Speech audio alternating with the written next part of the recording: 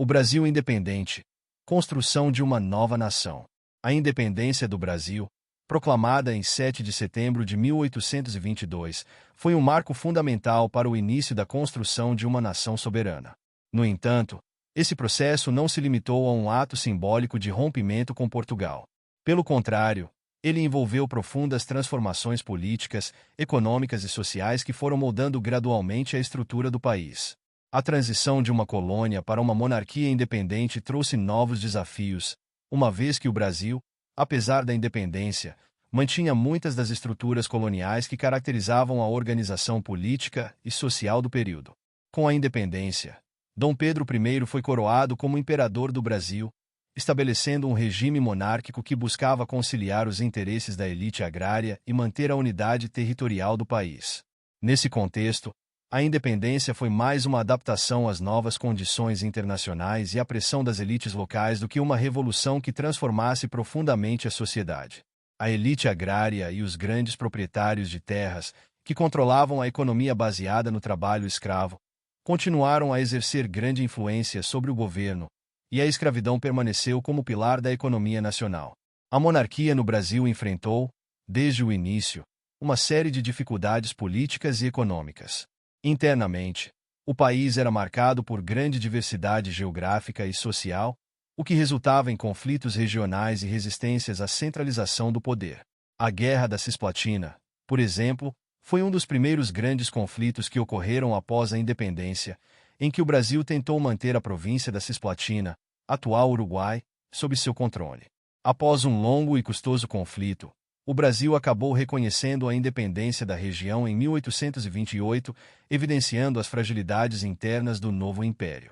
A primeira Constituição brasileira foi outorgada em 1824, consolidando o regime monárquico e estabelecendo os direitos e deveres do imperador e dos cidadãos. Embora a Constituição de 1824 tenha introduzido alguns elementos de modernidade, como a liberdade de imprensa e a separação entre os poderes executivo, legislativo e judiciário, ela foi profundamente elitista e excludente. Apenas uma pequena parcela da população tinha o direito de votar, com base em critérios de renda, o que limitava a participação política às camadas mais ricas da sociedade. Além disso, a manutenção da escravidão deixava grande parte da população alijada de qualquer direito cívico. A economia brasileira, no período imediatamente após a independência, continuava fortemente dependente da agricultura de exportação, principalmente do café e do açúcar. O café, em particular, emergiu como o principal produto de exportação brasileiro, impulsionando o crescimento econômico nas regiões Sudeste e Sul.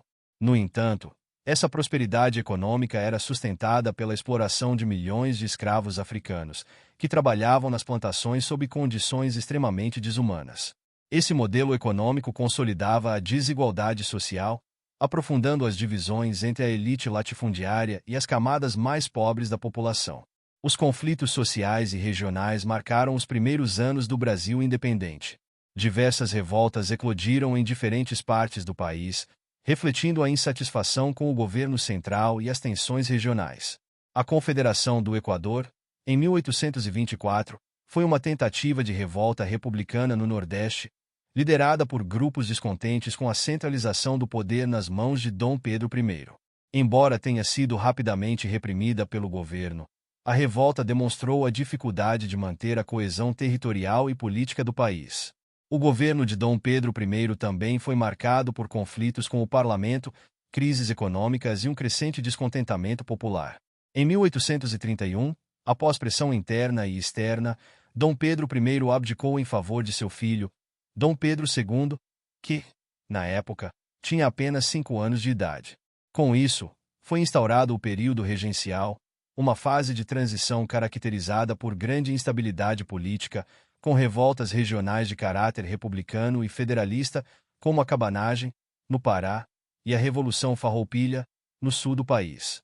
O período regencial, 1831 a 1840, foi um dos mais turbulentos da história brasileira, com a eclosão de diversas revoltas regionais que refletiam a insatisfação com o governo central e a busca por maior autonomia. Essas revoltas eram alimentadas tanto por questões locais quanto pelo descontentamento com a exclusão política e social. No entanto, a elite agrária conseguiu manter o controle, e em 1840, com o golpe da maioridade, Dom Pedro II foi declarado imperador do Brasil aos 14 anos, encerrando o período regencial. O reinado de Dom Pedro II trouxe certa estabilidade ao país, e o imperador procurou modernizar o Brasil, incentivando o desenvolvimento de infraestrutura, como ferrovias, e promovendo a educação e a ciência. No entanto, a questão da escravidão continuava a assombrar o país. A pressão internacional e os movimentos abolicionistas internos começaram a ganhar força, especialmente a partir da segunda metade do século XIX. A Lei Eusébio de Queiroz, de 1850, que proibiu o tráfico de escravos, foi uma primeira tentativa de enfraquecer o sistema escravista, mas a escravidão em si só foi abolida em 1888, com a promulgação da Lei Áurea. A abolição da escravidão, embora um marco importante na história do Brasil, não foi acompanhada por políticas de inclusão social ou compensações aos ex-escravos. A abolição deixou milhões de ex-escravos à margem da sociedade, sem acesso à terra, educação ou emprego formal, perpetuando uma estrutura de desigualdade que afetaria o país por décadas. Além disso, a elite agrária, insatisfeita com a abolição, começou a se voltar contra o regime monárquico, o que culminou na Proclamação da República em 1889. A Proclamação da República representou uma nova tentativa de reorganizar o poder político no Brasil, com a adoção de um regime republicano e federalista. No entanto, a República Brasileira nascente foi marcada pela continuidade do domínio das elites, agora sob a forma de oligarquias regionais, que controlavam o poder político e econômico do país. A chamada República Velha, 1889 a 1930, foi um período em que os grandes fazendeiros, especialmente nas regiões Sudeste e Sul, continuaram a exercer grande influência sobre o governo através do sistema conhecido como política dos governadores. Apesar de a independência formal ter sido conquistada em 1822, o Brasil só começaria a experimentar mudanças significativas no início do século XX, com o crescimento das cidades, o desenvolvimento da indústria e o aumento da imigração europeia. A urbanização trouxe novos desafios e demandas sociais, e as condições de vida nas cidades, especialmente para as classes trabalhadoras, eram frequentemente precárias. Os movimentos sociais começaram a se organizar, e a luta por direitos trabalhistas e melhores condições de vida ganhava força nas principais cidades brasileiras. Em termos de política internacional, o Brasil independente também passou a buscar uma maior inserção no cenário mundial, inicialmente mantendo boas relações com a Europa, especialmente com a Inglaterra, principal parceira comercial do país. Com o tempo, o país começou a diversificar suas relações diplomáticas e comerciais, especialmente com os Estados Unidos. O Brasil manteve uma posição de neutralidade em muitos conflitos internacionais, mas começou a participar ativamente de questões regionais na América do Sul, consolidando-se como uma potência regional. A independência do Brasil, assim, foi um processo longo e multifacetado, que envolveu tanto lutas políticas quanto transformações sociais e econômicas. Embora o Brasil tenha se tornado formalmente independente em 1822, as estruturas de poder herdadas do período colonial, como a escravidão e a concentração de terras, continuaram a moldar o país por muito tempo. Foi apenas com o fim da escravidão e a proclamação da República que o Brasil começou a trilhar um novo caminho, embora os desafios da desigualdade social e da inclusão política ainda persistam no cenário contemporâneo. Portanto, o Brasil independente não foi simplesmente uma mudança de governantes, mas o início de um processo de construção nacional que envolveu múltiplos atores e demandas. Os primeiros anos de independência foram marcados por tentativas de conciliar os interesses das elites locais e a necessidade de manter a coesão territorial, ao mesmo tempo em que se lidava com pressões sociais e regionais.